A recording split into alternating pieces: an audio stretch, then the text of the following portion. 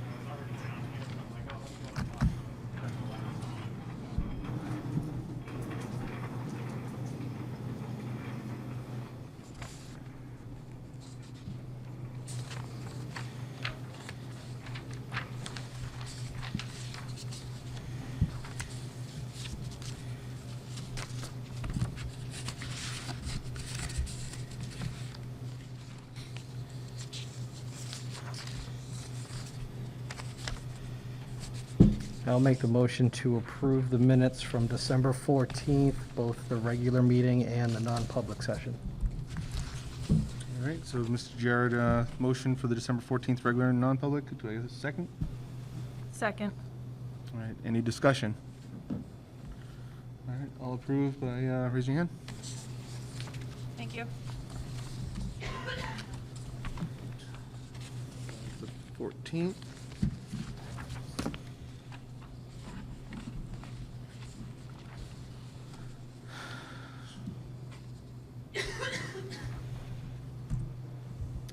I'll make the motion to approve the meeting minutes from January 11th, the special meeting number 1, number 2, and the public hearing. I'll second that. All right.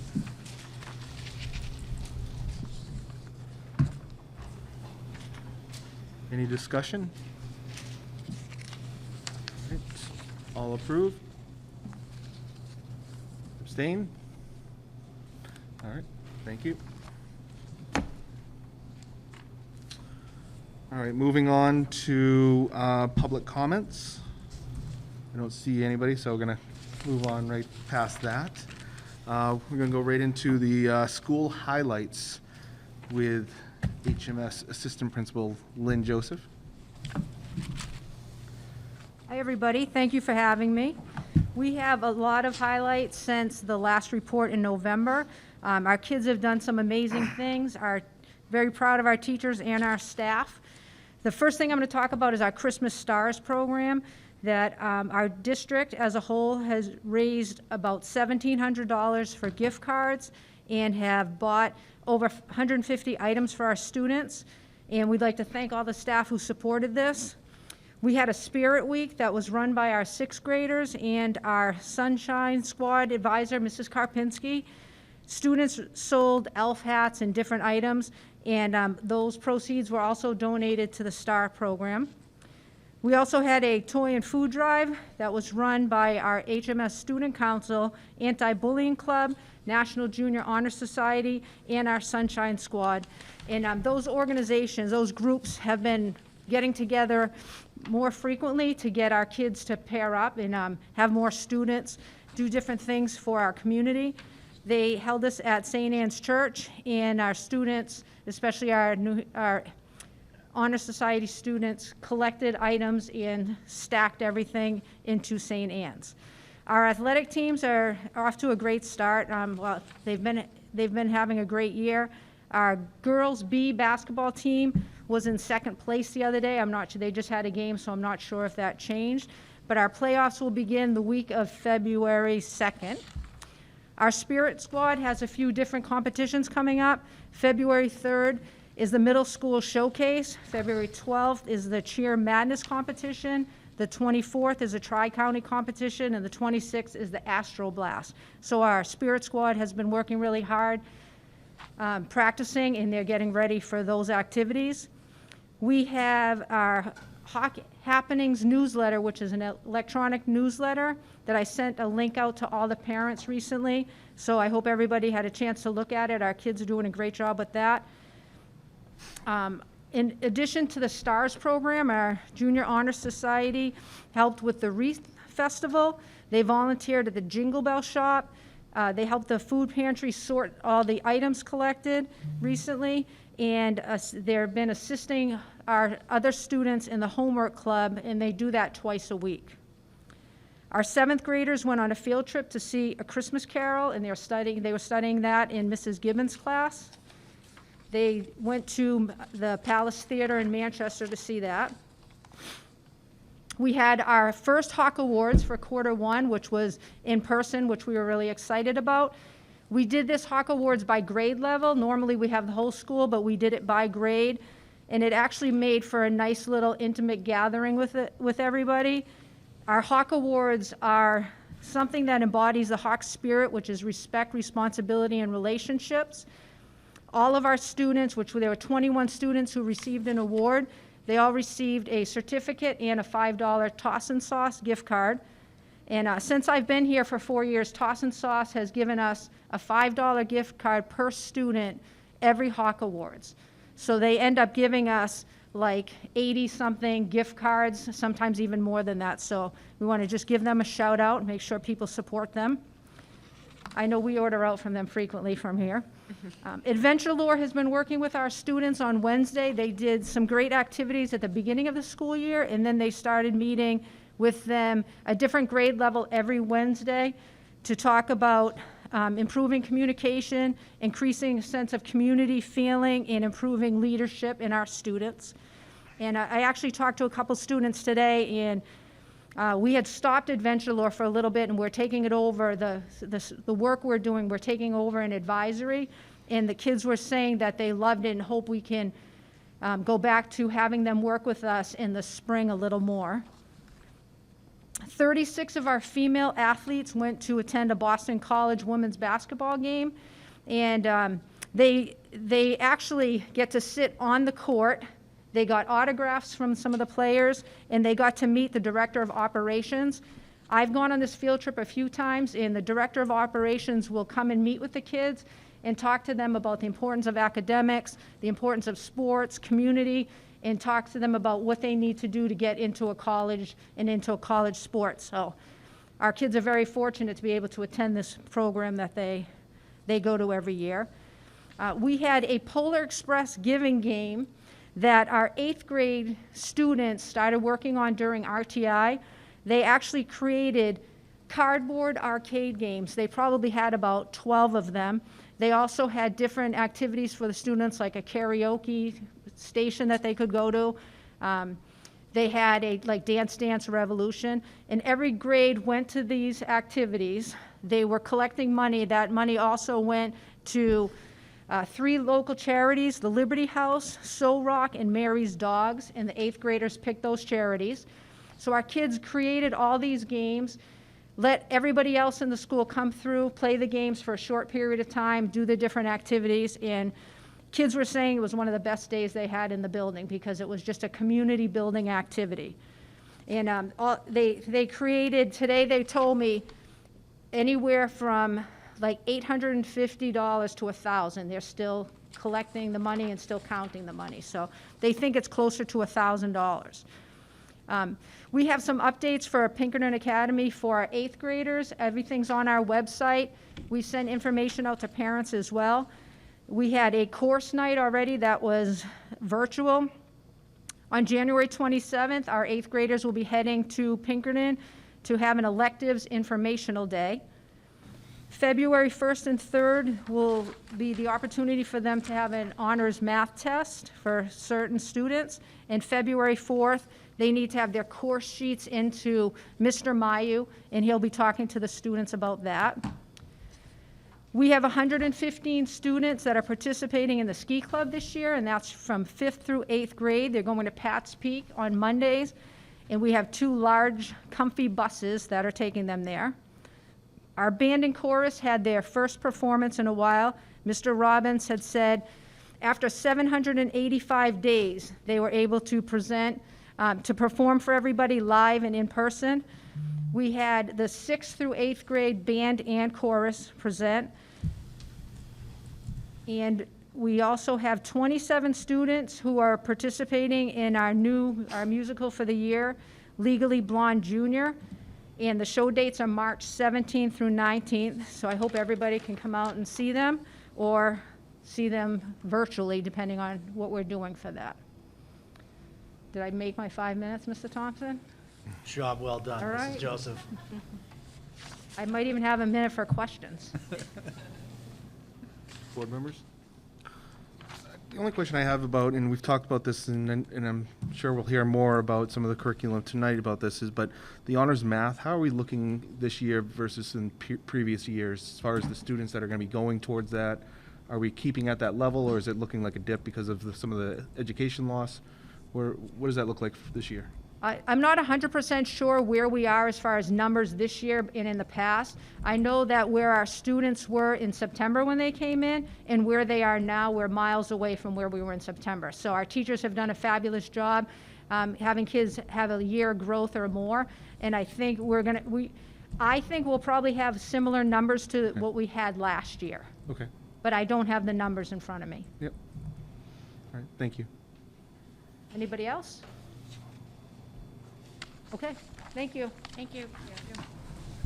Lynn, Ms. Joseph, I do want to say thank you for stepping in and stepping up with, Mrs. Denola had gone for a little bit, so thank you for everything you're doing and juggling that, and anything you need from us, please let us know. Thank you, I appreciate it. Thank you.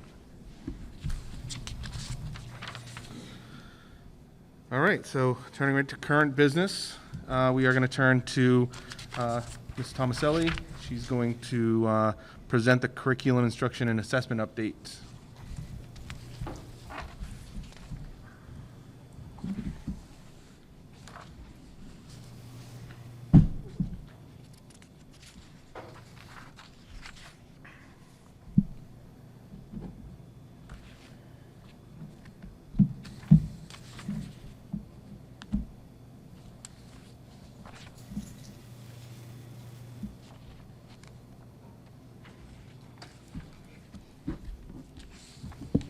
Okay, thank you. I am going to get my mouse. Hold on one second.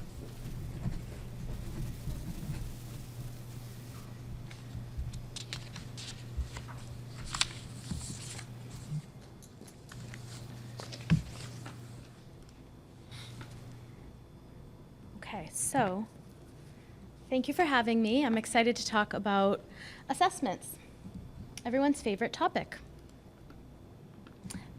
So I just wanted to start by talking for a minute about why we assess students. I realize that assessments are somewhat polarizing of a topic. Not everyone is a fan of standardized assessments, and it's certainly a small piece of our school day. In K through 8, it's very important for the community to understand that assessments provide our teachers and administrators the information and the data they need to make informed decisions around our future instruction. So if most adults, when they think about assessments and they think about high school or college assessments, it's kind of a benchmarking, show us everything you know, and then that's where the learning is measured and it's over. In K-8, it is not that way. We take assessments, both formative, summative, diagnostic, and benchmarking throughout the year, so that we have data we need to kind of steer course and deliver instructional methods to children that will help them reach our goals. So our teams work across grade levels with this data, and we also work vertically with this data. So that means our K through 8 teachers will be having dialoguing around reading instruction, math instruction, all of the different content areas. This diagnostic information, when it's analyzed by our teaching teams, it guides the content and skills that our students need and they still have to master. So it helps us identify some prerequisite deficiencies that we have and kind of shore things up. This is particularly important when we think about learning loss due to the pandemic. Our performance data is triangulated between iReady, New Hampshire SAS, classroom assessments, as well as teacher feedback. And that teacher feedback is incredibly important during RTI meetings. And we're forever trying to consolidate the teacher feedback and get it to consistent reporting methods. It's not an easy task, but that's something we're absolutely working on. Also, it's important for people to know that it is state and federal law to assess our students. The New Hampshire State Assessment System, I'll refer to it as SAS moving forward, is administered to students in grades 3 through 8 in both ELA and math. Students in grades 5 and 8 are also tested in science. Students that have significant disabilities are able to participate in this testing via something called a dynamic learning map, a DLM. But most of our students are provided accommodations if they have them for special education. I wanted to put a bullet here about NAEP. NAEP, or Naep testing, is national testing. The results are shared via the nation's report card. Hampstead is chosen. It's frequently chosen because it's a representative district in New Hampshire. This year we were chosen for just our 8th graders, but in years past it's been 4th and 8th. And that test, I believe, happens every 2 years. So we'll be Naep testing soon, and then we won't be testing it. Hopefully next year we won't have it, and we'll see where we land if we get chosen again in 2 years. The other test you'll hear me talk about tonight is iReady. So these are adaptive diagnostic tests. In the fall and the winter, we administer a diagnostic assessment for all students in grades 1 through 8 in both English language arts and math. In the spring, we are going to administer the same test, but it will be considered a benchmarking test for all students, and we're going to include kindergarten, so it'll be kindergarten through 8th. So I just want to draw your attention to the difference between benchmarking and diagnostic. Think of diagnostic as you would getting your blood work done from a doctor. That might be ongoing throughout the year until you steer course with your nutrition or your exercise plan to get to the place where everyone's content. At some point, the end of the school year, we do a benchmarking. Where do these children land in respect to current grade level content? This information is incredibly important for placement, for our RTI programming discussions, and for next year's teachers to know. So think about your first graders transitioning to 2nd grade. Our 2nd grade team needs to know where first graders landed. And it's not because they're going to pick up with 2nd grade and run. They are going to reteach first grade content until kids demonstrate mastery. So these diagnostic results are incredibly important to be analyzed by teachers, data teams, professional learning communities, and they help us inform our instruction. They help us identify areas of strength and weakness. They help us, certainly right now, identify areas of learning loss and really pinpoint that so that we can deliver programming that is personalized and customed based on the results we're seeing. Right now, we're very interested in remediation and what's needed and how we can personalize that. I wanted to give you a look back at New Hampshire, at SAS scores for Hampstead. So here on this slide, you'll see our ELA proficiency. So this is our English language arts for the district. And you can see from 2016, Hampstead is in blue. Your printouts, I don't know if you have color printouts. You do, okay. So the Hampstead's in blue, the state of New Hampshire's in red, and you can see that in ELA, and I want you to note this scale is a 100% scale. You know, our students perform very well on ELA. There is a decline in recent years, especially when you look at relative to the state. But our students perform really well, and I want to keep in mind, these are scores from spring 2021. Okay. Our students have tested at 61% proficiency in spring of 2021 relative to the state testing at 54% proficiency. So we're still ahead of the state in ELA. In math, the scale is a little bit different. It is not uncommon for students to perform better in ELA than they do in math across the state. That's a very typical trend. You can see that overall, there's a decline in the spring of 2021, both with the state and with Hampstead. Our students are 34% proficient in 2021 in the spring, and the state is at 40%. So naturally, this decline has my attention. I am concerned about this. When you look at our peer districts, we are located in South Central New Hampshire. So the next slide focuses, math is getting more of my attention right now than ELA.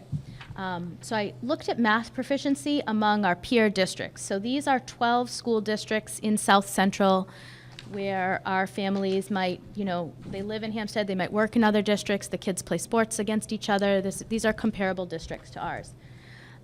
I've pulled data from 2018, 2019, and 2020. And you can see that our peer districts in the red, this red line here, shows that our peer, in South Central, we tend to outperform the state average. And that is not new. Southern Central New Hampshire tends to do very well. The black line is our state average. And that average, by the way, is just for 2021. It's not a 3-year average. But if you look at this trend, you can see that Hampstead has traditionally far outperformed both the state and the South Central average for last year, except for 2021.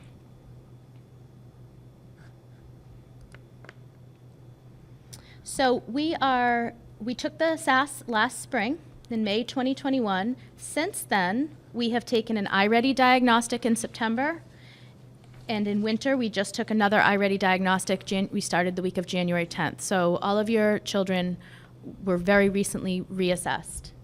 We will be taking the Naep test February 15th for just 8th graders, and to be clear, it's not all 8th graders, it's a subset. I think it's 48 kids total. And then we'll do our spring benchmarking sometime in May. I wanted to share with you our recent iReady results, and I realize this slide is very hard to read, but I wanted to be authentic in the screenshot. So this shows you our math HMS middle school, our fall over our mid-year. This bottom line here that's a little bit more muted, these are our fall scores, and our mid-year scores are a little bit brighter. What you see with our middle school math performance is in the fall, we had 81 students 2 grade levels or more below grade level. So that's when you combine these red bars. This represents 81 students. We had 91 students above or on grade level or above in the fall. The reason I wanted to draw your attention to this is because you can see down here, these are our math domains. Geometry is an area in the fall that's very clear. We need to do some work in geometry learning and teaching. Measurement and data and algebra and algebraic thinking are strengths for the middle school students. When we look at our most current winter data, we see in all of these different domains, we see movement towards proficiency. So to me, this is incredibly promising. If we were seeing this top brighter red grow and we were seeing the green shrink, or we were seeing any other movement, I would be very worried. But our most recent iReady data is showing that our kids are making progress moving towards proficiency. We see a very similar trend with math at HCS. It's interesting to me to note that geometry, again, with the younger grades, is also an area we can improve, as is measurement and data. Again, the children seem to be very strong in algebra and algebraic thinking. We have currently 56 students on or above grade level for math instruction and for math learning at HCS. So this is wonderful progress. When we look at reading, our reading scores, in the fall we had 46 students 2 or more levels below grade level, and 153 students on or above grade level. This is very important to pay attention to. This is one of the concerns across the country. There's a trend amongst 3rd and 4th graders struggling to read due to pandemic learning loss. So the fact that we are making a lot of growth in this in just the short time from September to January, this is very promising to me. Comprehension and vocabulary are areas that we're going to be looking at to improve. And at the middle school, you'll see these bright green bars. At the middle school, it's important to note that phonics and high-frequency words, these are formative skills that are predominantly taught in 1st, 2nd, 3rd grade. So this is appropriate to see them be fully competent by the time they're in middle school. But again, with our most recent testing, we're seeing a lot of movement towards proficiency in reading.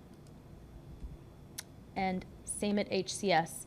Comprehension and informational texts are areas that I'd like to focus our teams a little bit more on in the next few months.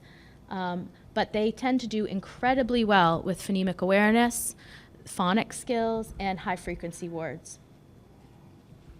Overall, at Central School, we had 12 students, 2 grade levels below or more. And now in January, we have 77 students. We have 77 students on or above grade level in the fall, and we're making a lot of gains towards proficiency.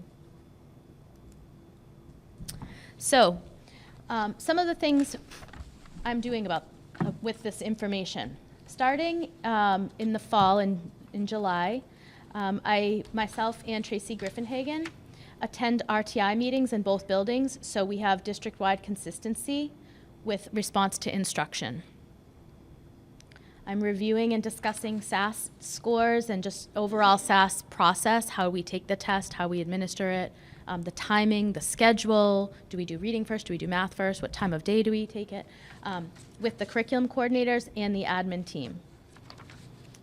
We have trained the data team, some data team members on iReady, and I would like to continue to do more of this. There's a lot of information in iReady, and being able to disaggregate and look at trends and growth patterns is a very important skill. We've looked more closely at SAS performance, at the iReady diagnostic results, as well as the instructional materials within the HMS Math PLC group. So I attend the Math PLC meetings and we talk about our instructional materials and our trends. Oops, let me go back. Back one, hold on. I consulted with the New Hampshire Department of Ed math specialist, as well as the HMS math specialist, to do a deep dive into our data and identify trends and targets. We also learned about some incredible resources the state has put together. One of the things that is particularly interesting is we had 91% participation last spring on our SAS testing. The threshold is 95%. So we have 4% of our scores counting as zeros for families who have opted out. That's something that certainly families will opt out in the future, but I'm just aware of that, that 95% is the threshold that we're held to for participation. In addition to that, the state resources that we're learning about are fascinating. The math specialist from the DOE was able to share a spreadsheet with me, which I've shared with the math teachers, that correlates math standards and math misunderstandings so that teachers can have a very explicit knowledge going into lessons of what is likely going to be misunderstood. That is like gold to a math teacher, for them to be able to know in advance where their children might go wrong thinking and steer that correct during a lesson is going to be very powerful. We've also revised testing protocols to collect data at regular intervals from all students in grades 1 to 8. In the next 6 months, I'm going to be ensuring that all students have opportunities to practice using the interim assessments offered by the DOE prior to taking the SAS test. So these are called IAs. You can think of these as practice assessments.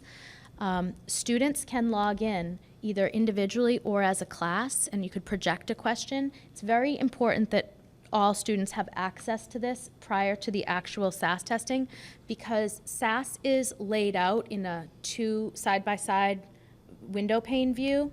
Their questions will be on the right and they have to answer, the questions will be on the left and they have to answer on the right. If students aren't used to scrolling and side-by-side comparing, which our students, this is the only time they will see this format, that could work against us. So things as simple as being familiar with the format of the test, I want to make sure that we utilize those IAs.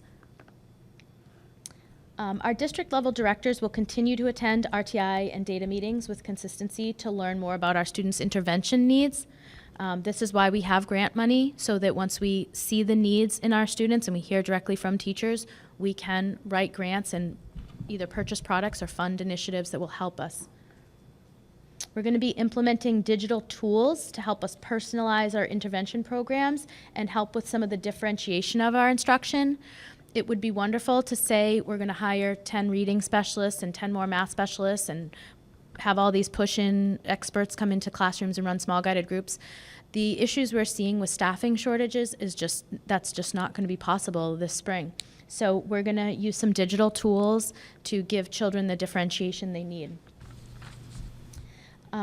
We're also going to be leveraging existing staff and schedules to incorporate more time for math instruction. Some of this might look like interdisciplinary opportunities to discuss math concepts and vocabulary. Certainly geometry is a great example. That can be taught in a variety of subject areas, not just in the math class. So having the staff be well informed of math vocabulary, math terminology, and areas of focus will be very helpful towards kids seeing it in a variety of different environments. I'm going to continue to meet with the middle school math PLC and data teams and identify areas of focus and common misunderstandings. We're also going to be establishing some goals together that we think are realistic for the students. We're going to be offering math-related PD opportunities for teachers on March 8th, and we also have a PD day on May 15th. Once we get some feedback from the March 8th day, it'll kind of drive what we do on May 13th, but we certainly might bring some math learning opportunities into that day. I'm also going to use the summer to disaggregate more of the SAS data and develop some trainings for our teachers. On a final note, I just wanted to put this slide out there. It says that tests can't measure my resilience, my ambition, all these wonderful things. And I just want to say that we offer your students a variety of non-standardized learning opportunities. We do a great job with project-based learning, and we're very much looking forward to the post-COVID opportunities to get back to experiential learning, field trips. We do a superior job with athletics and wellness in Hampstead. We have a variety of enrichment activities for your children. The art and music programming is wonderful. We have theater productions. The kids are so excited about Legally Blonde, and there's a lot going on here after school today and for the next coming weeks. We have incredibly creative teachers. We have some STEM lessons. I would like to have a few more STEM lessons, and we'll be looking at that. We've done a very good job with social emotional learning this fall and getting kids back into school. We do advisory and guidance lessons. And we're going to be expanding outdoor educational opportunities. So standardized testing is just a small piece of the very large picture that is school. It's very busy for our children. There's millions of opportunities here every day. But it is something that it is important, and I am paying close attention to it. And I can take any questions you have. I have one question. Sure.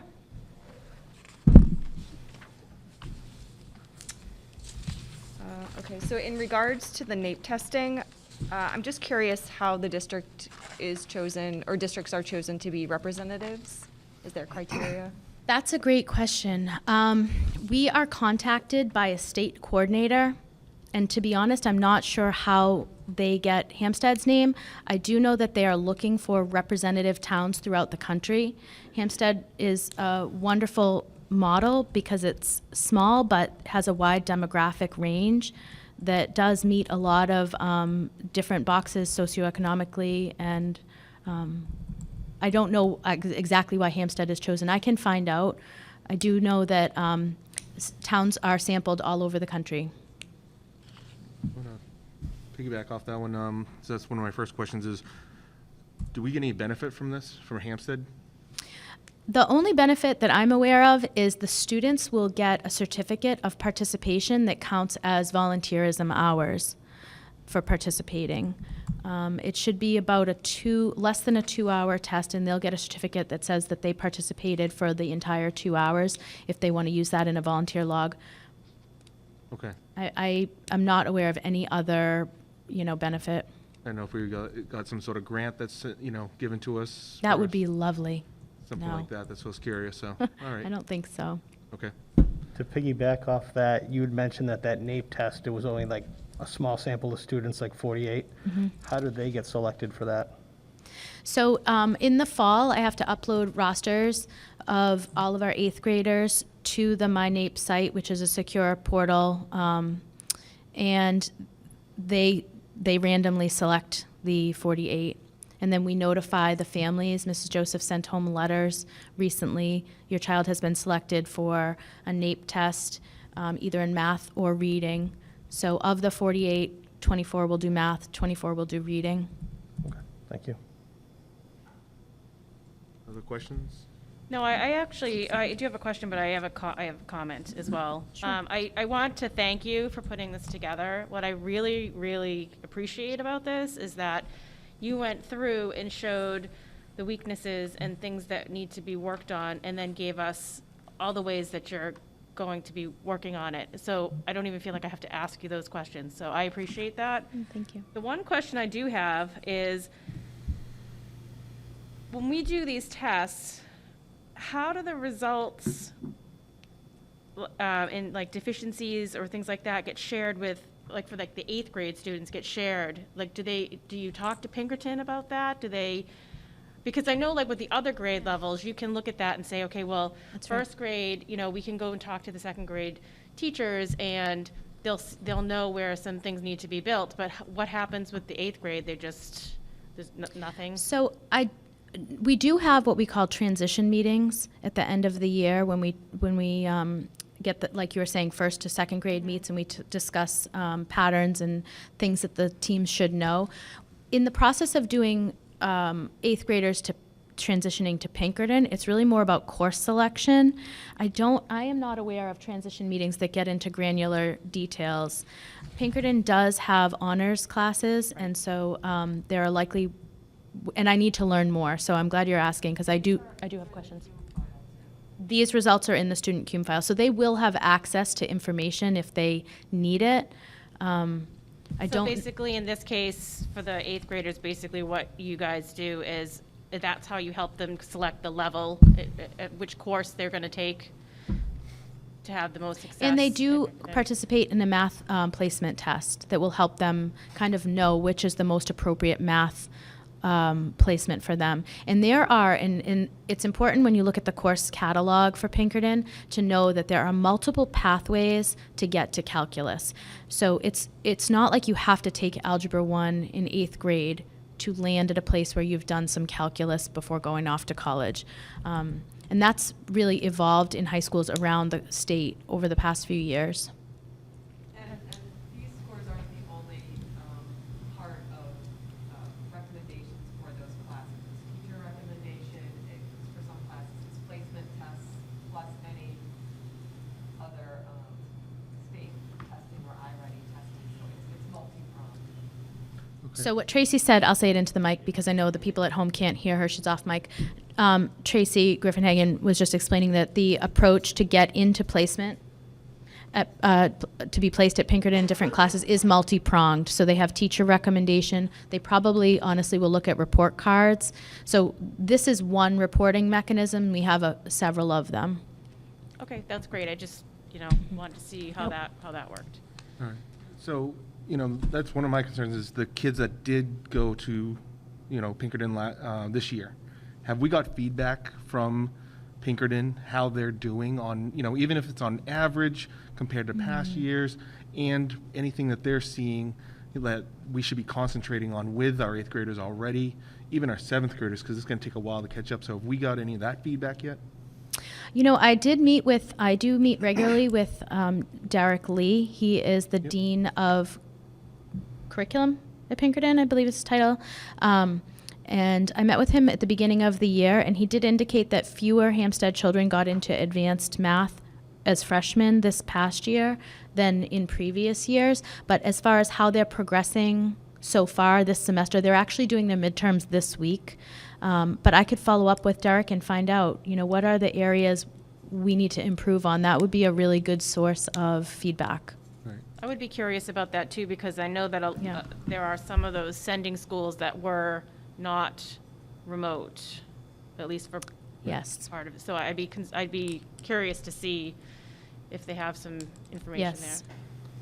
And you do see that a little bit. I want to go back to the slide. This slide. One of the things I didn't mention earlier, some of these towns have high school data kind of mixed in, and it's nearly impossible to sort out without really singularly looking at every town, to sort out just the K-8 districts. But some of these schools that we're being compared to were fully in person last year. Salem was fully in every day. So you're not comparing apples to apples here when we're looking at instructional hours and the experience going into the spring testing. I'm very excited to see, the progress our kids are making as evidenced by the iReady scores and where they land in the spring. But I'm very aware this is one small piece of the child. We're very focused on the whole child.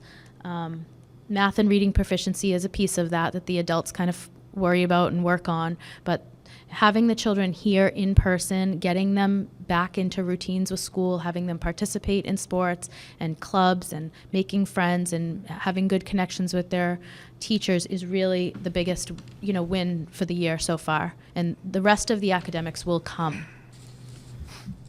If a parent is concerned that their student is way off track, not keeping up, not making progress, what can they do to initiate, something for their student, for their child, so that they can help them out? Yeah, that's a great question. I would first and foremost start with the teacher. I would reach out to the classroom teacher and confirm that, I would say, I'm concerned. Are you concerned? That partnership is so powerful. And if parents and teachers work together on the children's needs, we have a lot of resources in this district, but we don't necessarily know to put them in place if the parent doesn't request, or vice versa. If your child's teacher is saying, I have concerns, it's really important for parents to hear that and acknowledge and say, we need to work on this. And, I have kids of my own. It's very busy. I get it. The 4 to 7 p.m. window of time is incredibly busy. So we are not going to be, coming hard and heavy with a lot of homework and a lot of initiatives. One thing we are going to do is implement some intervention tools that are digital. One of the slogans that you'll hear is strive for 45. What that means is 45 minutes in both reading and math. Completely automated lessons. So if you have a device at home, or if your child comes home with their Chromebook, which they all have now, and they want device time, you can send them to their MyPath reading or math activities. They are colorful, interactive. 10 minutes a night would be great. The lessons take about 20 minutes, and they have some quiz questions at the end. I do foresee us doing some of this during the school day, but in order to really close some of that prerequisite skill deficiency and really make the gains, it would be helpful if people did some at home as well. Thank you.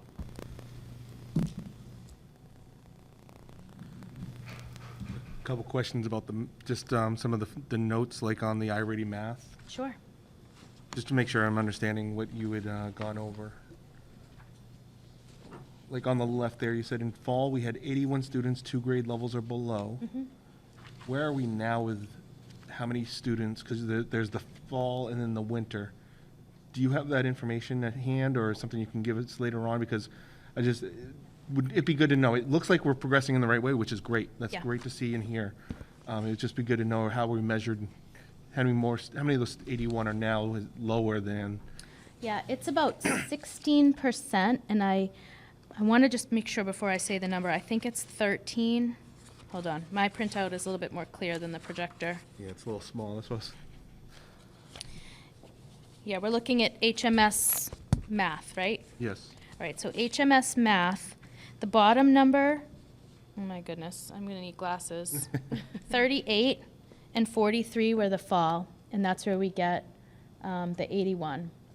Right now, we have 25 students plus the 37, so 62 are still 2 or more grade levels below.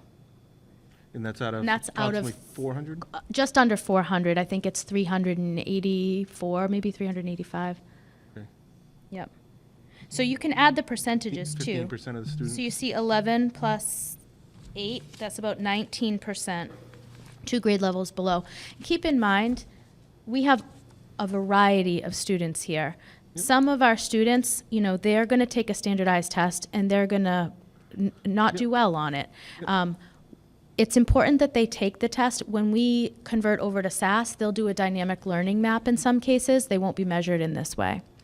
Yeah, I think it's just good for parents to know, like, if you look at that, 81 students, so that's approximately 20% of the kids at HMS were 2 grades or low.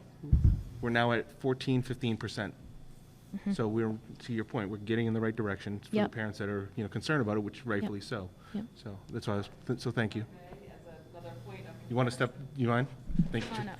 Thank you, Trix. We have about 18% of our students at HMS who are identified as special education. So when you think of that percentage, and you look at, what was it, 14%? level, yeah. 14% were 2 or more grade levels. I mean, there could be explanations for that. Yep.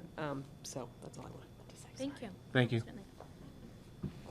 And the other thing that, if a parent is really interested in the data, your teacher, we can pull individual reports. So when we look at the population that is 2 grade levels or below, this is a very generic snapshot of all of the 4 grades at the middle school combined.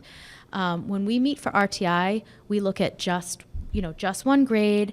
We look at just a particular student that's, of concern, and we can see we know exactly who that child is. And then we can make a decision. 5th grade math class, you need more math. You need a double dip. So you're going to do math for RTI for the next 6 weeks, and you're going to go spend time with Miss Kuchar in the math room. And we've seen incredible results with that model. So this is the RTI model of, looking at the children's needs and trying to give them what they need. And it's tricky. You don't want to spend all of their RTI time in one discipline. And sometimes children are global and they have a lot of needs. And you want to make it fun too. So our interventionists do an incredible job keeping it fun.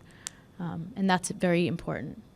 Well, I think just going to what Jason was saying, I'll speak personally. We don't typically talk about, how it is for our kids or whatnot, but, we had concerns about one of my child, and brought it up. We got some extra here, extra there, and it wasn't intrusive. It was fun. She actually enjoyed it, and, I'll even say it was the summer program. She didn't want to go to it, Yeah. but then when she did, she was like, oh my God, it's the best. She couldn't wait to come back. Yeah, So that's great. It's, it's appreciated that, it's not just, just saying you're going to do something. You're backing it up here at the school, so that's really, really appreciated. Which is another question of mine. I didn't see that on the list of to-dos, but is there anything that you can say about what may or may not happen this coming summer to prepare parents to start thinking about? We could certainly run another summer learning academy. Okay, that's why I didn't know if we were planning on Yep. it or not. Yep. But, just. We could do a boot camp again in August. That was entirely grant funded, and I think it was money well spent. And we could, target it. We kind of identified students, and it was kind of hit the ground running July 1, but we could do probably a better job identifying who late May, early June, so that we can notify parents earlier. But the teachers, I have to say, they did a tremendous job pulling together a summer learning academy that was very rich with reading and math and SEL. The kids really they had a good time. I'm certainly not asking for you to do it. I was just wondering if Yep. there's anything that parents could be aware of, because after a full year back in school, and if they're like, okay, my kid's catching up, but needs a little extra, is there anything being talked about yet? Yeah. But that was it. Yeah, all of these, and I don't want to be misleading, these are going to be ongoing. It's not like this is going to end in June. This is going to be a continuous practice. The prerequisite skill deficiencies that we're seeing from the learning loss due to this pandemic, nobody really knows how long it's going to take to recoup this. And if you think about, let's pretend I'm a 4th grade teacher. I look out, I see my 24th graders. I might have 3 or 4 that are missing some 1st grade skills. I have 3 or 4 that are missing some 2nd grade skills. I have some that are well beyond 4th grade. It used to be very easy to kind of wrap your hands around, this is what 4th grade math and reading should look like. That's very hard to do this year. We've got a lot of pockets, and we've got to just kind of shore things up and get kids really the prerequisite skills they need so they can have success with the current grade level. Right. So that's what these tests help us to identify. But this could be a 6-month endeavor. This could be a 3-year endeavor. We're just going to kind of take the feedback and take the diagnostic results as they come. Okay. Thank you. Anyone else? All right, I'll just say excited that you're here, first year, and this is Thank what you. you're doing. It's really good results, seeing we're moving in the right direction, so thank you. Thank you. Well, and you know what? All the credit goes to the teachers because they're doing it and they're making things happen for the kids. So they're wonderful. Thank you.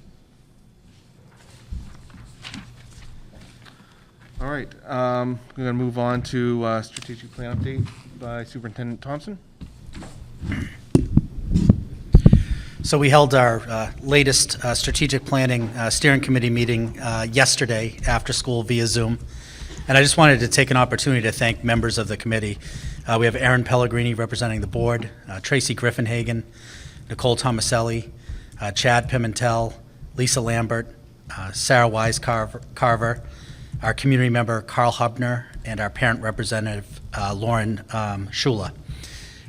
We were a little bit on a hiatus, with the holiday season, and quite frankly, with everything going on with COVID. It was nice to get back together, and we sort of hit the ground running. We're looking at values and priorities, and the next time that we have a follow-up meeting in the works, and we'll be bringing a draft strategic plan to the next strategic planning steering committee meeting. So we're very excited about that, and look forward to be able to present something. I know our original timeline was tonight. We had said back in August, January 25th. It wasn't a realistic timeline. So we're shooting for March 22nd. And if you think about it, that actually makes a whole lot more sense. On March 22nd, we will seat a new board. And I can think of, no better activity than to have the new board seated, and then we roll out, here's the vision and here's the focus of the work ahead. So we're looking forward to coming back here in March with a final polished product. Anything you'd want to share from what you've learned so far from it? Anything at all? Any nuggets? Yeah, I think, we didn't necessarily throw out the original plan. We reviewed the plan and realized what it needed was really an update. And there's some timeless themes. Communication is definitely a timeless theme, right? How do we improve communication within our organization? How do we do a better job improving communication with the community? Also, especially in pandemic times, how do we provide for the social and emotional well-being of not just our students but our staff as well? So there's been a lot of really good conversations about where we are right now, where we need to go, analyzing our values, and it's really been a great sort of self-study about what it is that we value as a district. So, Thank you. Any questions for Mr. Thompson? Okay. Next one is the Hampshire School District Audit Report for 2019 fiscal year. Thank you, Mr. Chairman. We have you have the audit report, and behind that you have a governance letter from our audit firm Plodzik and Sanderson for the year ended 2019. The audit report itself is quite a bit later than I prefer it to be, and the audit was completed quite some time ago. We had a other post-employment benefits study that we do every 2 years. And when we went to get those numbers for the audit report, the actuary that we engaged to do that realized that they had not done that. So we had to go back and have them do that, which took some extra time. That has been a very tricky report, I think, for them to put together because we have a complex set of circumstances on that report. However, it did take a little bit of extra time. At the end of the day, I was actually pretty pleased because I think we got a much better picture of what our other post-employment benefit liabilities are. And you'll find that on page 27 in the audit report. So just to give you an idea, I think that I was not comfortable with the way that this was being calculated, and this was the second time that I've been able to participate with the actuaries in the preparation of that report. So you'll see under note 6, under long-term liabilities, that our net total long-term liabilities for 2018 show at $29,617,000. You'll see additions of $641,000 and a reduction of $5,473,000, leaving our balance at June 30th, 2019 at $24,785,000. So you'll see a reduction specifically in net other post-employment benefits of $5,259,000 over the course of the year, based on the way that the actuary looks at our data and assumptions. So we've tightened that up, and you can see that I think that there is an impact. And it's for a number of factors, but getting that report correct, getting the actuarial work correct, and as tight as possible, I think gives us a better picture as to where our district is. So overall, the report itself is not bad. We had a couple findings which were resolved in the audit reports. You won't find those in the report in front of you. We still have an adverse opinion on our governmental activities, and I'm going to ask you to remember that long-term liabilities line that we looked at of $24,785,000. Some of that's net pension liability, it's a bunch of different factors. And one of the things that we have not been able to put together yet as a district, which I'd like to focus and get completed, is a fixed asset component to our financials. So the adverse opinion affects our governmental activities fund, and that really speaks to the fact that we don't have a fixed asset schedule. Now, what fixed assets are would be, for example, what the cost of this building is, what the cost of land is that it was built upon. We like to look at that $24 million and say, okay, those are our long-term liabilities. What are our total, what's our total asset situation, total fixed assets? The way that it works, and I'll give you a quick example, but if you looked at this school, for example, the land which was purchased in the mid-1970s, probably for not a lot of money compared to what we would have to pay for it now. The land itself is not depreciated, so if we paid $50,000 for the land then, that would be on our balance sheet at $50,000 as a fixed asset. It wouldn't depreciate. It wouldn't appreciate, but it wouldn't depreciate. The building, whatever the cost was for us to build it, let's say it cost $4 million at the time to build, would be fully depreciated. So we would show it on our books at $4 million, but then depreciated. So this fixed asset scheme with school districts is a little bit tricky. It's a lot of work to get those numbers, and we will get those numbers. But we have to go back, figure out what the purchase price was, for example, for land, for example, for Central School, figure out what the total purchase cost or acquisition cost for the building was in the 40s, in the 60s, in the 80s. And pretty much all of that is fully depreciated. So we've got something on the books that they're saying, well, we're going to give you an adverse opinion on it, but at the end of the day, you're going to put it all on, and it's really not going to make a dent in the $24 million liability side, because if you were to sell this land, it would sell for a lot more than what we paid for it 40 years ago. So with that adverse opinion, what did they have in 2018, 2017? Why is that? It's been running. It's been ongoing. It's been the same thing year after year? It's been the same thing. Yep. So how do we get after it so we don't have to, worry about this? I think that aside from that, there's what they call an unmodified opinion on the rest of the financial statements. In order to do this, it's just going to take time. With the transition into the SAU, that's taken some time. But it's something we have to just do a bit of research to go back to the origination of the district in, I think, 1921. Go through every warrant where we've had an acquisition or a vote to try and figure out what the cost of something was, what the cost of the land was, what the cost of a building was, what the cost of an addition was, and just get those on the books. And typically we'll fully depreciate those. So has this been an adverse opinion for Many years. 101 years? No. Probably, for at least 5 or 6 years. It's an interesting adverse opinion because at the end of the day, it doesn't, when we look at things in a fixed asset perspective, it really doesn't give you a good view on what the actual financial position is of the district. So it's really when they started putting on those long-term liabilities, those other post-employment benefits liabilities, that they said we want to try and make sure we have all these crazy, liabilities that we're showing at 24 million. We want to make sure that those are offset. We're not going to have a great offset. If we're a school district that spends 10 million, 30 million, 50 million on a new building or new project, at least you'd have that on the books. You'd end up depreciating it over time, but it does give a stronger balance sheet picture. And to give you an idea of what, just to put it into perspective, Timberlane, that was a district founded in the 60s.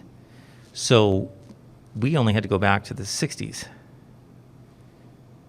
to go through every warrant, to go through every annual report, to see what was voted, how much it was, was it reasonable, put it on the books, fully depreciate it, so put it on for 100,000, depreciate it for 100,000, because it's so many years ago.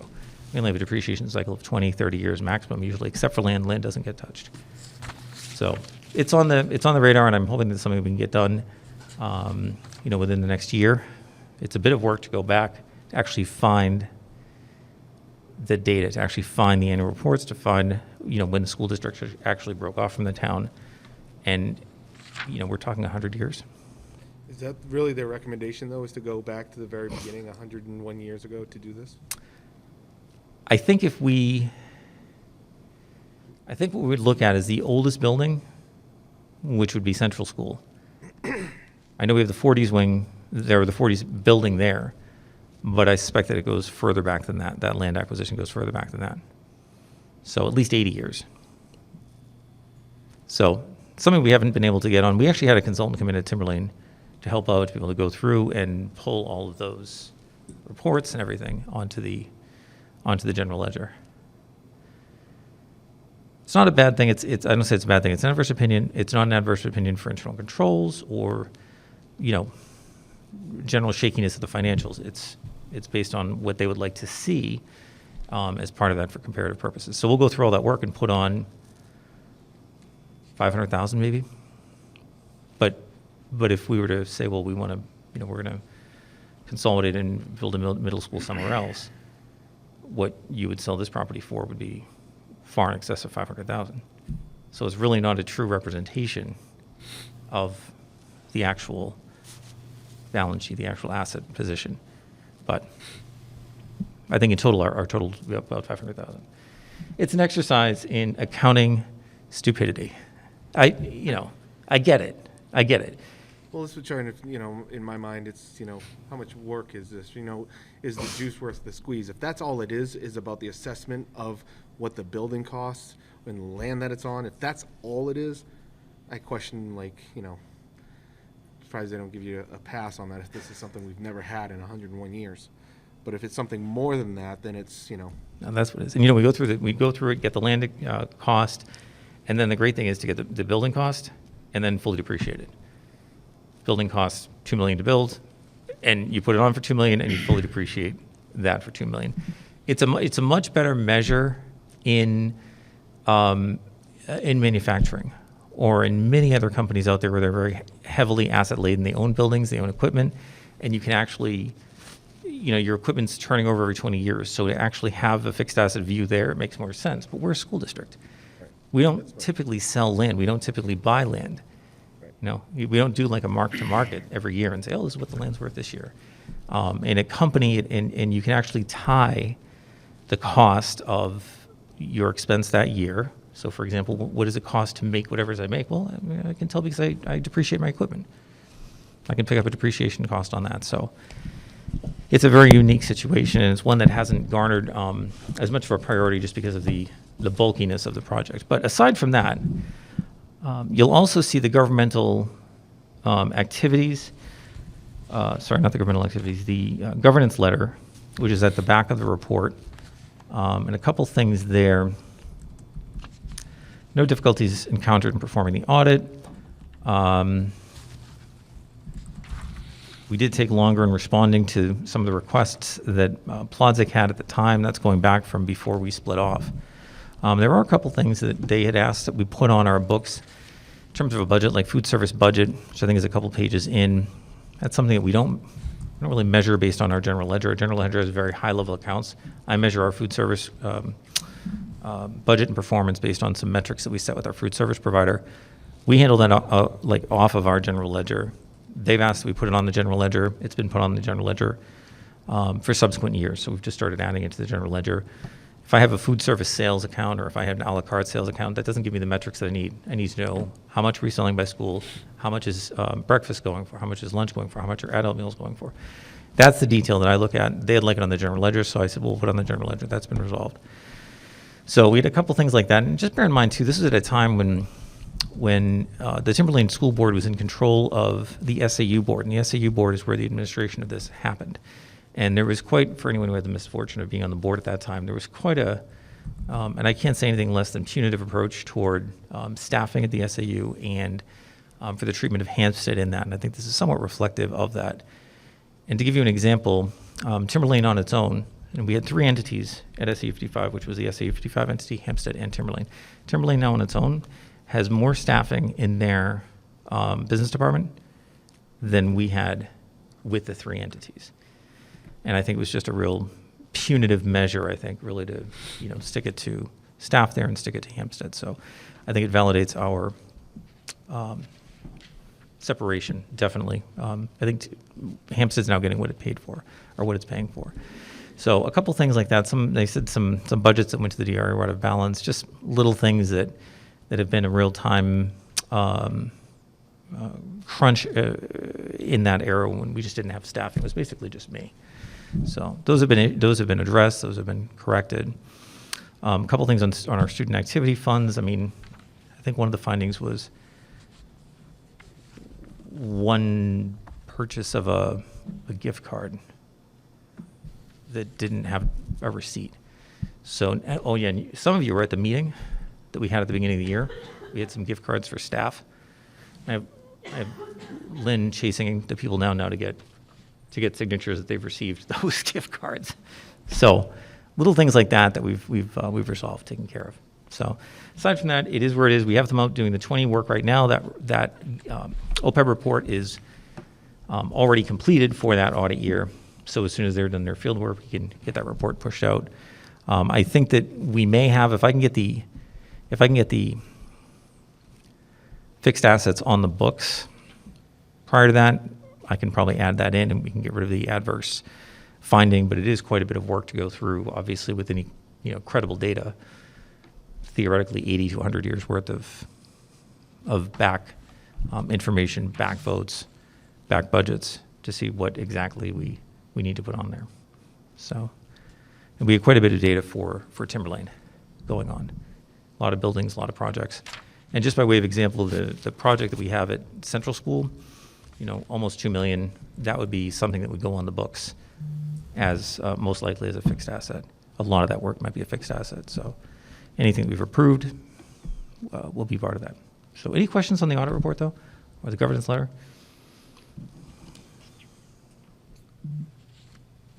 I don't have any. Anybody else? Right. All right. A lot to digest right now, for sure. What is the next one will be the 2020? Yep. So what's the schedule for that? So we're catching up. Yep. What does that look like? We've had them out. We've had Plodzik out there out several days this month already.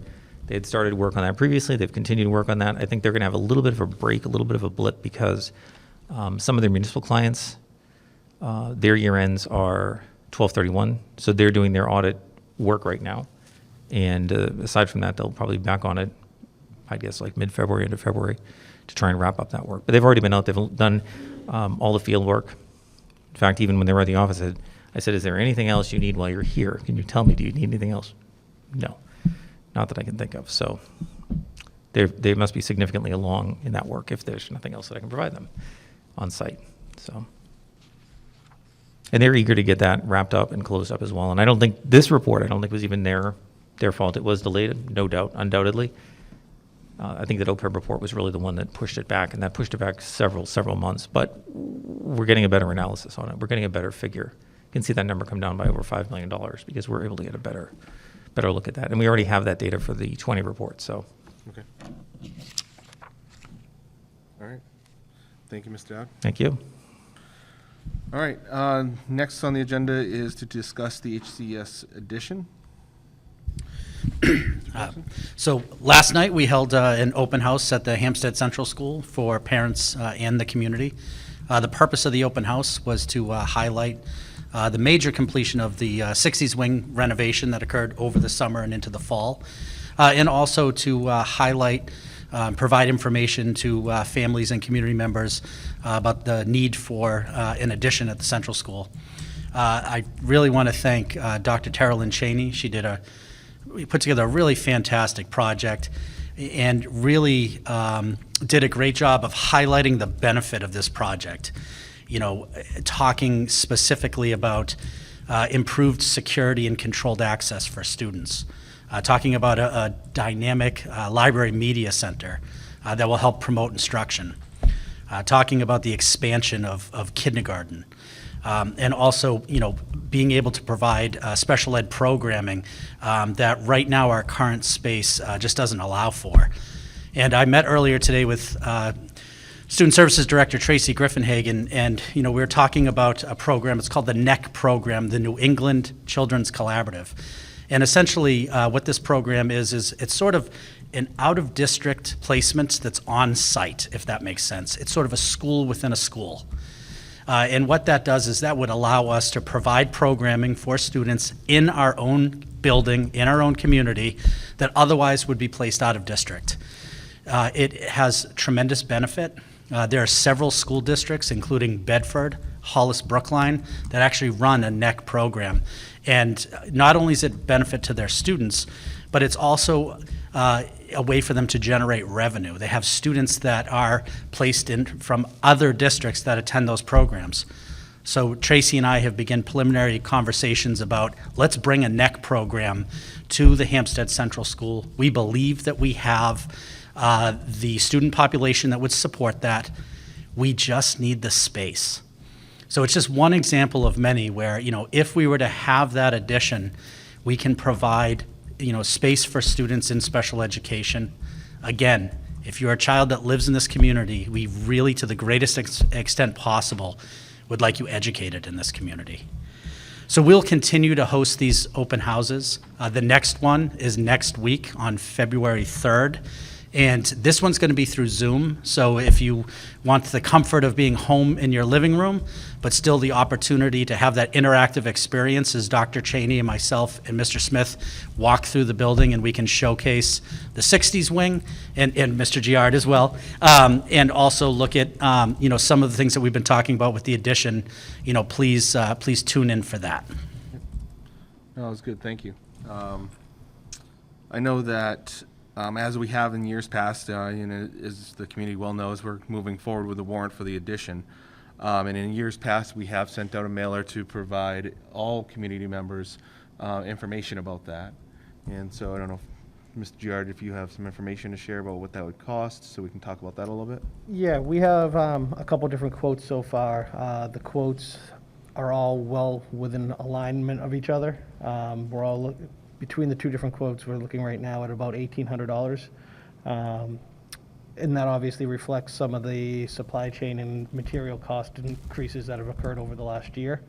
If we were to do the same thing this year, we would need approval for probably from the board for nothing to exceed $2,000, and we'd be able to make that happen again.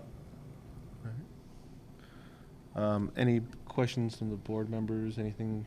I mean, I would say just like in last year, what we did was, it was about, I'm gonna say round numbers here, 4,300 mailers were sent to East Hampstead and Hampstead. We had done that and we aimed for about the third week of the month. That way it's before vacation, just to remind people. So I think that's what we would be targeting also. So I don't know if anybody wants to make the motion. Mr. Giard, if you want to make the motion or not, or? I will make the motion to approve funding not to exceed $2,000 for warrant article postcards. Second? Any discussion? All right, all approve, raise your hand. All right, unanimous. Thank you.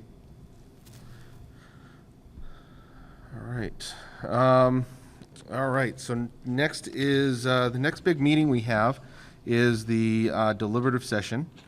That deliberative session is on the February 8th at 7 p.m. here at the Hampstead Middle School, 28 School Street, where we will discuss the warrants again. And for the deliberative session, that's where the public can attend and take part in those warrant article discussions. And so we look forward to hosting that here again on February 8th of this year at 7 p.m. in this cafeteria. Anything I miss? Anything anybody wants to add to that? It's always a big, good hoot. All right. And then, of course, the big date is on Tuesday, March 8th, exactly a month later. It's 8 a.m. to 8 p.m. Voting is again here at the middle school as it usually is. So again, looking forward to the attendance and for everybody coming out to support the vote. And I would also remind anybody watching, listening in, reading notes, that you have until the end of the day, this Friday, the 28th, to file for the two school board positions. One is the 1 year, one is a 3 year. So looking forward to seeing who comes out to support to be part of the school board. And you get to see the strategic plan on March 22nd if you're elected, so even better. All right.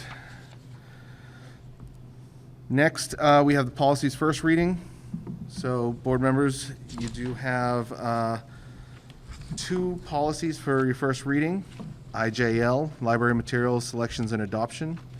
And then JICK, People Safety, Violent Prevention, and Anti-Bullying Policy. I want to take a moment to read through.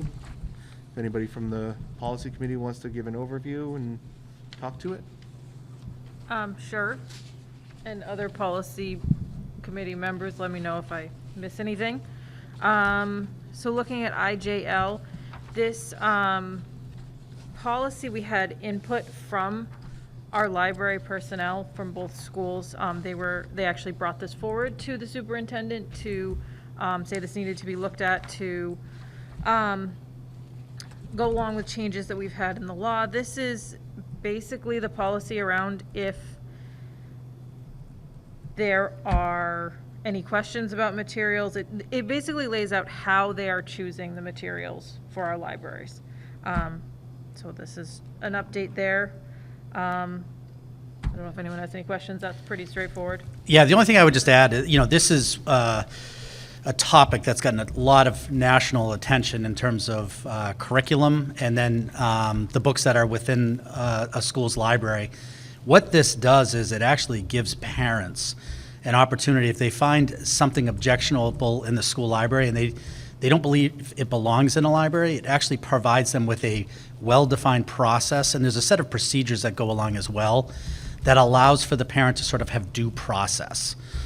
So this is something that really looks to strengthen a parent's rights in terms of them having input into their child's education and decisions that are made at their local school.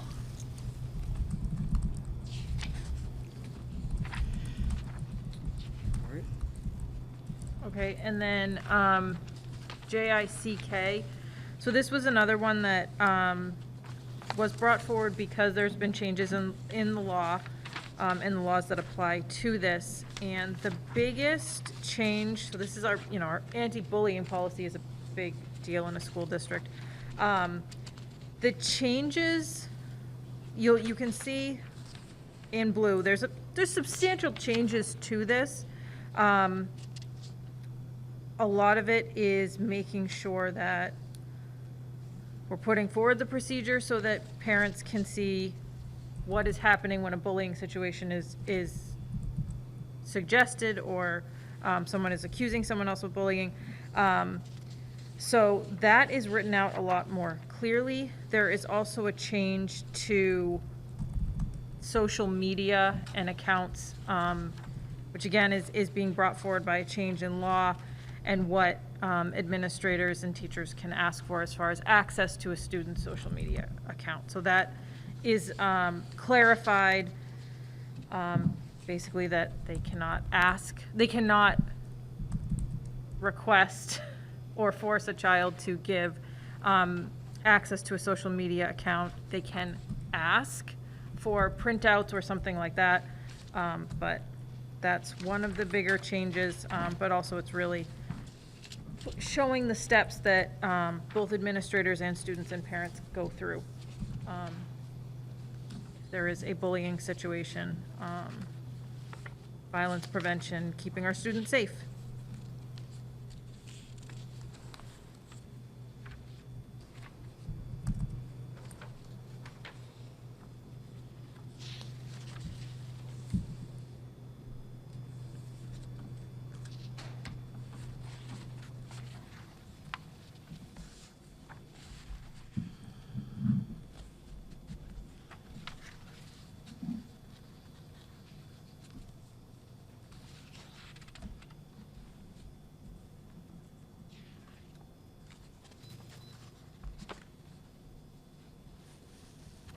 And this has been reviewed by legal. Correct? Yep. Okay.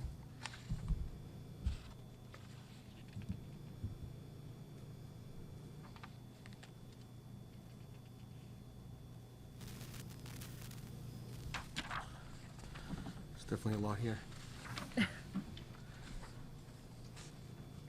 Well, it's first read, you can take it Right. home and I have a lot spend of, lots of time to read. between this and the financial I report, there's a know. lot of There's a good lot of reading on homework. it. And as Caitlin pointed out, the substantive change is on page 7 at the top. What is now the new number 4 in regards to what Caitlin was speaking about in regards to social media. That's really what prompted a revision of the statute.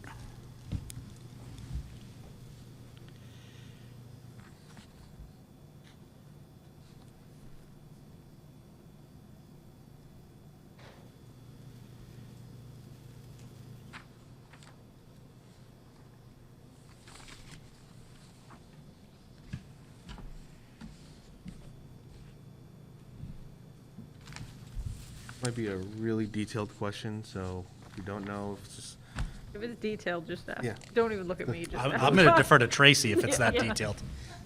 so on page 7, Yep. there is a statement here, it says a maximum of 10 school days shall be the limit for the initial filing of incidents and completion of the investigative procedure steps. So that's not saying somebody can only report it from 10 days from when they got bullied. This is saying that the investigation Yeah. has to be done within 10 days of the report. Okay, thank you. I'll read the rest of it after and come back with questions for second reading.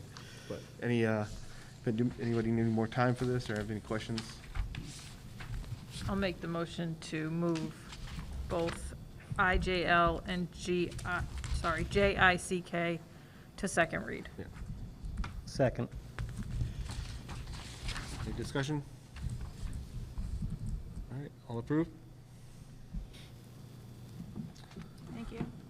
All right, we're gonna go board comments and correspondence. I don't have anything. Attended the winter course, which was great to, have everybody in there for the first time in a couple of years. And then, of course, last night's let's say, it was a very limited number of people, but it was good to get the dry run out. So I appreciated Dr. Cheney and everybody that was there to do the presentation, and then those that did the walkthrough after. So thank you. I don't have anything. I'll second the sentiment about last night's presentation by Dr. Cheney, second and third, actually. It was just really well done. Want to thank the community members that did come out, and also want to thank the previous staff members that are no longer with Hampstead that came out in support of this again, because they do believe in it. They do buy into the reasons that we need this, and to see them still come out and support it was greatly appreciated. So I guess I just had two things quickly. So I did go to the Board of Selectmen's meeting last night, and Bob did a great job talking about the budget and the renovation needs and things like that. And actually, after you left, one of the community members commented on how much they appreciated what you did with the budget, what you all did with the budget. So I just thought I'd share that with you. Yeah, we had the strategic planning meeting yesterday. It's funny because you go into those and you're like, oh, I don't know if I'm going to know what we're talking about here, because it sometimes gets a little overwhelming. There's so much information. But it just really turned into some really good conversation. I think at some point we almost forgot that's what we were there for, and then the mediator came in and he's like, yeah, this is exactly what we're talking about. So it was nice to know we were all on the same page and had really good dialogue. So I'm looking forward to the next meeting. All right, so we're going to go over the consent agenda with you, Mr. Thompson. All right, we have one item on the personnel report, and that is a letter of retirement from Lynn Townsend. She is the Hampstead Central School speech language pathologist, and she'll be retiring after 30 years of service to the Hampstead School District.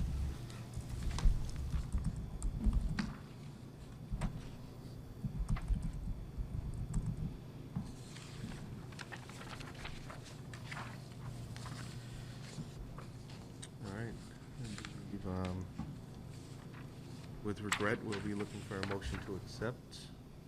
I'll make the motion with regret to accept the retirement of Mrs. Lynn Thompson. I'll second that. Townsend, sorry. I'll second that with a note to thank her for her years of service to our children. Yeah, 30 years, that's long. Yeah. So. Definitely, great job, and we really appreciate her, so. All approved? All right, unanimous. Thank you. All right. All right, under Superintendent's report, I think we'll get started with a quick update from Tracy Griffinhagen, our Director of Student Services.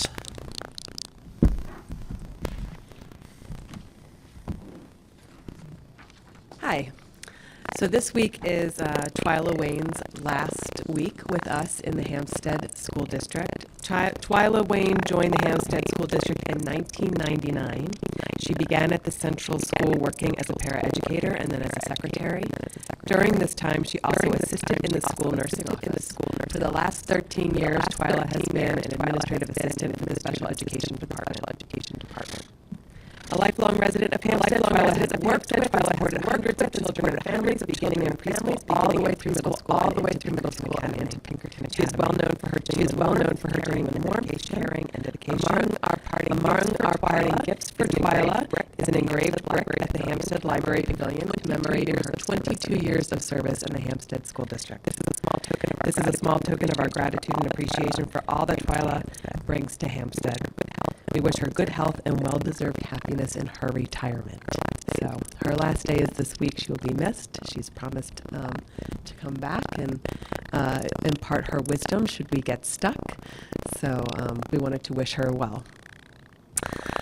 I also wanted to update you on our special education review process that we're doing with Kevin Murphy with teams and at each school. We started back up this month with meetings planned into February and March.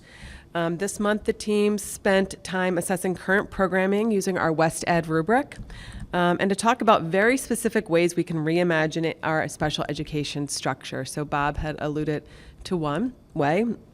This is really getting at the granular level, like what do we need for space and staffing and resources. So that's exciting work, and it's exciting to have such a diverse group, because remember, it's not just special educators or people who have, direct day-to-day work with special education students. We have a classroom teacher, we have a paraprofessional. Lynn is on it for the HMS team, and Peter Schmidt is on it for the HCS team. So a bunch of stakeholders, and along with the opportunity for any staff member to meet with Kevin Murphy. So we already did that in the fall. Kevin has pointed out how invested and engaged our teams are. He is doing this work with other schools, but he comments meeting after meeting that despite the strain and stress that teachers are facing, our teams show up enthusiastic with great ideas and really with the willingness to move forward. So that's kudos to our teams. In the next couple of months, we're going to polish our ideas and really work at creating our summary and action plan. I'd like to say we will present it in April, but I actually don't want to rush the process. It will definitely be before the end of the school year, And the plan is to have team members help me present that so that you can congratulate them on their hard work. Any questions? That's a good update. Thank you. You're welcome. This Thursday will be the annual Sending School Districts winter virtual meeting at Pinkerton Academy. That's a meeting that Chairman Smith and myself will attend, along with the chairpersons and superintendents from the other sending schools. And we'll meet with the Pinkerton headmaster, Dr. Powers, as well as the Board of Trustees. It's really a great opportunity for us to get together and have some lively conversation about various issues that in regards to Pinkerton. So I look forward to that time. Additionally, the district has formed a district-wide attendance committee to look at school refusal, chronic absenteeism, and truancy. Now, it's important to note that each of our buildings has had an attendance committee. The purpose of the district committee is really to make sure that we have consistent practices pre-K to 8 in getting our kids to school. And really the purpose of the committee is how do we support families? How do we develop plans for children that struggle to come to school? It has been a real challenge this year with the pandemic. We've had a number of students who have been in quarantine or self-isolation. We also have students who experience anxiety, depression. We've had families that have chosen to keep their children at home. So the work of this committee is crucial. It's really important. And again, the goal is to help support families and students that are struggling to make it to school. So I look forward to the work. Also, we held our first day of interviews for the middle school principal search today. We had 4 candidates come in. We have 2 candidates coming in tomorrow. I had the opportunity to participate in this process. It's a 3-part process where there's an interview with staff and parents. Then there's also a writing prompt where we give them a sort of fake parent email that they need to respond to. And then we have a student tour of the building supervised by Lynn Joseph. So it's really a wonderful opportunity to meet candidates. And I look forward to the final outcome, which is by the end of the week, the committee should identify 2 finalists. And when we do, we will make that information public. And then what we are planning to do is host community forums, a community forum for students, for parents and community, and for staff members to come in, meet, and ask questions of the 2 finalists. And then the 2 finalists would meet with myself and the other members of the senior leadership team. And it would be our hope at the next school board meeting on February 15th that we would come forward with a name for nomination as the next principal of the Hampstead Middle School. I'd also just like to take the opportunity again to thank our teachers, the incredible work that they're doing, not only in their own classrooms, but stepping up to cover for other teachers as well. I was commenting earlier to Dr. Cheney, both of our administrators at the middle school and the central school, they send out a Google Doc in the morning and they list in it all of the vacancies. all of the recesses and the lunches and the advisories and the classes that need to be covered. And, as SAU leaders, we go into that document, we sign up whenever we can to help cover. This morning I went into the document around 9 o'clock. This was for the central school. And it was amazing. In Google Docs, you can see the other people that are in it. The number of staff members just signing up for spots. This staff really steps up. It's been a very challenging year. Again, we have a strong need for substitutes, but at the end of the day, it's the teachers in the building that are stepping up and covering and supporting one another, and I cannot thank them enough for all of the work that they're doing. And then lastly, in regards to our response to COVID-19, just a couple of updates. In collaboration with the Department of Health and Human Services, we will host another vaccine clinic. That will be here at the middle school next Tuesday, February 1st, from 3:30 to 6:30. We've sent that information out to parents. We'll continue to send that information out to parents. This clinic is for anyone that needs their initial vaccine. If they need a booster, it can also be community members as well. So anyone looking to participate in that can sign up for that. Also, the district has secured a large number of home COVID-19 rapid tests. So if there's any parent that requires home tests, I know sometimes they can be difficult to get, I'd ask you can reach out to the school nurses. You can reach out to myself as well. The Department of Health and Human Services has done a really great job of securing from the federal government a large amount of home tests. So there is really, anyone looking for one should have access to it. Another update in terms of our COVID-19 responses, I had made notice to families yesterday. It is my intention on February 1st to stop sending the district notification for daily COVID cases. And I wanted to talk a little bit about that. This was a decision that I did not arrive at lightly. In fact, Chairman Smith and I, we've been having conversations about these daily emails for quite some time now. The sending of those emails is to ensure that we are being transparent with the community, to keep them updated. But the reality is we send those emails every single day. And I've gotten a lot of feedback from families that we're clogging their inbox. And the difficulty with that is we send out non-COVID emails. And unfortunately, we're able to go into School Messenger and we can see how many people are opening up these emails.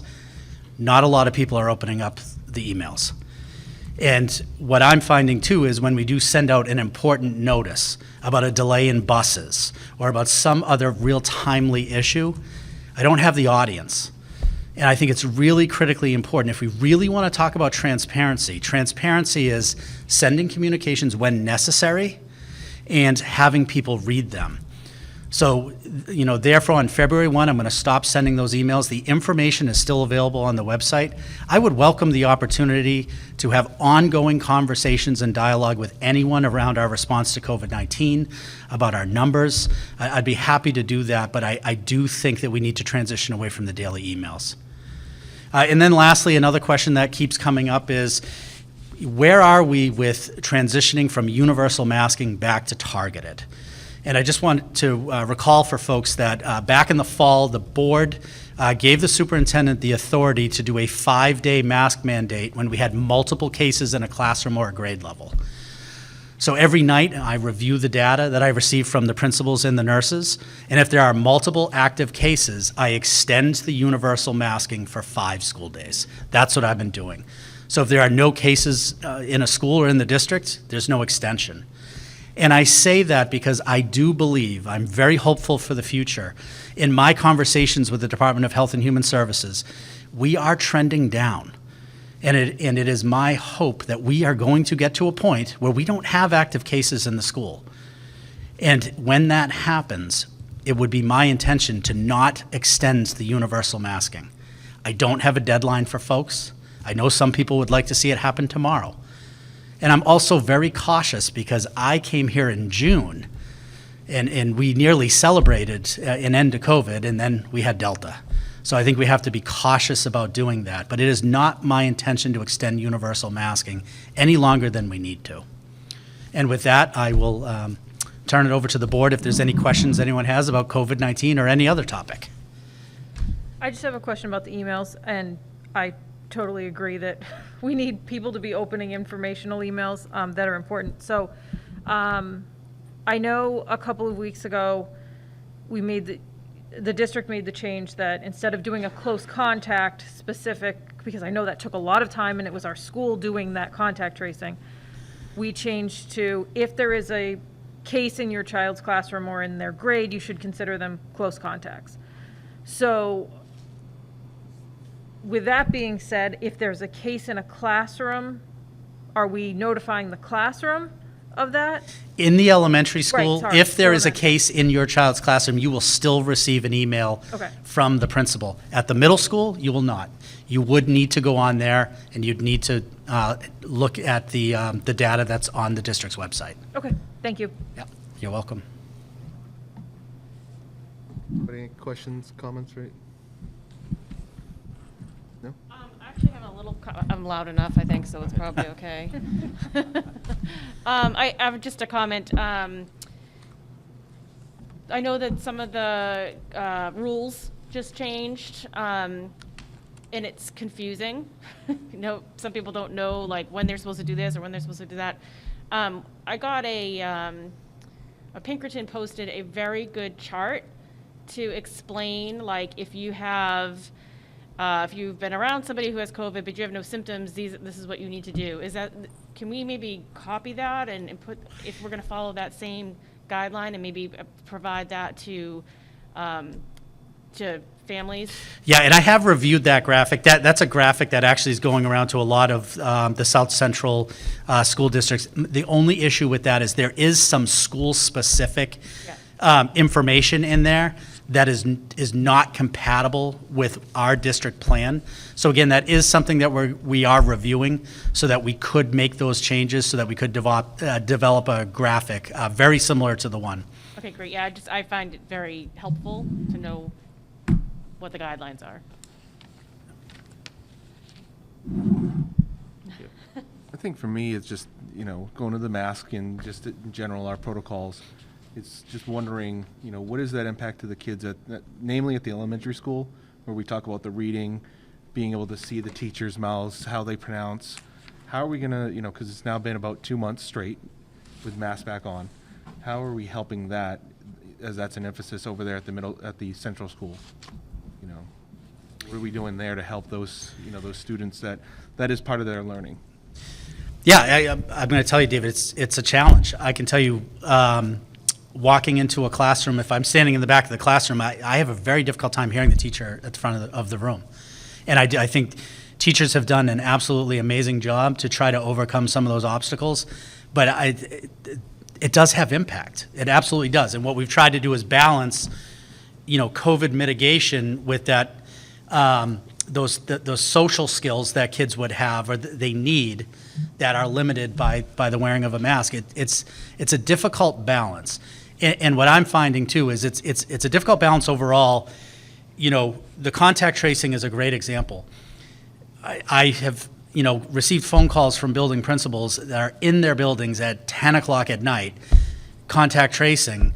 We have to sort of balance that out. I need this balance of we have to, mitigate COVID to the best that we can, but I also need them to focus on instruction and have well-balanced lives. I can't have them working at 10 o'clock at night contact tracing. I know that that's difficult for some folks to hear. We're not lowering our standards on safety, but there are some impacts, and you pointed out one that kids wearing masks in a classroom, it's difficult to gauge emotion. It's difficult to hear the teacher, and there's no simple solution to any of those. I'm just wondering because we've got the vaccines now that that's one thing that we're waiting on. We're waiting for the population to come up with what their immunization is. That's now up. So I'm just trying to understand, where do we go from this? Yeah. And what is the state saying? Because I know you're in touch with the state and the resources there. So where are they guiding? Yeah, and a lot of the conversation right now is numbers are trending down, and we're going to see them continue to trend down. Obviously, there's a lot of concern of, okay, what's the next variant? But I think, we have started the conversation as a leadership team about what are we going to do to start easing some of these pandemic restrictions. we're going to see our numbers come down, and I think we need to be ready to be able to make that shift, to move out of universal. And again, it's these tight and loose controls. So if our numbers go down, we don't have a large number of active cases, we go back to targeted masking and we watch the numbers. If they go up again, then we look at universal. But I'm very hopeful that we're moving in the right direction and that we can begin to slowly reduce the number of restrictions that we have in our schools. Thank you. And I would say, I think February 15th would be an opportunity for us at the next board meeting to have a deeper conversation about, okay, specifically now, where are we in terms of numbers? What's the plan moving forward? So that we can have something in place for even when we come back from February break. Okay. Thank you. Anything else, Ms. Thompson, for Superintendent's report? I think that's going to do it. All right. I don't think we have any other business, old business. So going to be looking for a motion to go into non-public. Before you do that, David? Oh, sorry. Excuse me, just 1 second. I wanted to just put it out there and have the folks who are parents at Central School be aware that the traffic pattern will be changing on the 31st, Monday. We've had some trucks back there, and it looks like all of that's going to be well under control. That new traffic pattern will allow the back drop-off loop, the former drop-off loop, to be used to queue cars, line cars up. We're going to continue to do pick-up and drop-off at the curb in the front on Emerson Ave, but at least we can snake the cars into our own property and not be reliant on the church so much. So I just wanted to make you aware. We went over the audit report. Did you accept that report? I don't think we. I don't recall. No. We did not accept that report. Would you care to make a motion to accept? I guess the option is we can send it back to audit and ask them to. I'll make a motion to accept the audit report. Is that okay for 2019? Perfect. Look for a second. A second. Any questions, comments? All approved? Thank All you. right. Just regarding that, the traffic pattern, I'm assuming I'm not on any of the HCS emails probably, so is that going to be communicated this week? It's going to be communicated out this week. I want parents to be on the lookout for that email because we do have a number of them coming out. And there's going to be a slight change to it. Anyone who's used that for pickup or drop off formally, you'd kind of snake around through the parking lot near where the trailer is, and then you'd go up, right up close to the 60s wing. That's going to be off limits. We're just going to do a straight shot right back up to the entrance/exit. So all the lines have been blacked out in the back, the former lines where we had the thing looping up and around. So just to be aware of that as well. So we'll have a communication coming out on that toward the end of the week. Just want parents to be aware. So. All right. Thank you. All right, so now back to, we look for a motion to go into non-public under RSA 91A3(2) under A. I believe that's, Melissa, help me out with that. A is reputation. Sorry, I didn't have the card. It's in regards to any public employee. To the dismissal, promotion, or compensation of, or disciplinary of any public, so. Look for a motion. So moved. I'll second that. Second by Aaron. Would you mind taking the roll call? Yep. Mr. Giard? Yes. Ms. Malcolm? Yes. Mrs. Parnell? Yes. Mrs. Pellegrini? Yes. And Mr. Smith? Yes. It's 8:52. Thank you. Thank you. All right, coming back out of non-public right now, and we'll be looking for a motion to seal the minutes. Make the motion to seal the non-public minutes due to disclosure of the minutes would render the proposed action ineffective. All right. Look for a second. I'll second that. Second by Aaron. Any discussion? All approved? Can I take a roll call for that? Oh, that's right. Yeah, sorry. Thank Yes. you. Mr. Giard? Yes. Ms. Malcolm? Yes. Mrs. Parnell? Yes. Mr. Smith? Yes. And Mrs. Pellegrini? Yes. Motion carries. All right. And now we are going to look to adjourn at 9:21 on January 22nd, 2022. 22nd? Isn't it 22nd? What's the 25th? 25th? 25th, January 25th, 2022. There we go.